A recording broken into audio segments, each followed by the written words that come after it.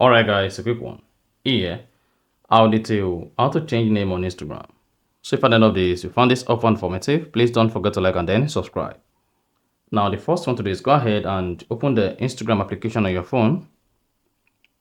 Once opened, click on the profile picture at the bottom right. Now click on the three lines at the top right, which is the menu.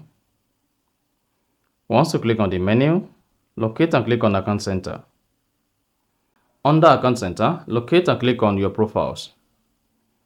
Then locate Instagram. Under Instagram, locate name and click on it. Now go ahead and delete the existing name and type in a new name. Once you type in the new name, go ahead and click on save. And then it should say name updated successfully, and then you are good. So that is exactly how to change name on Instagram. So if you found this helpful and informative, please don't forget to like and then subscribe.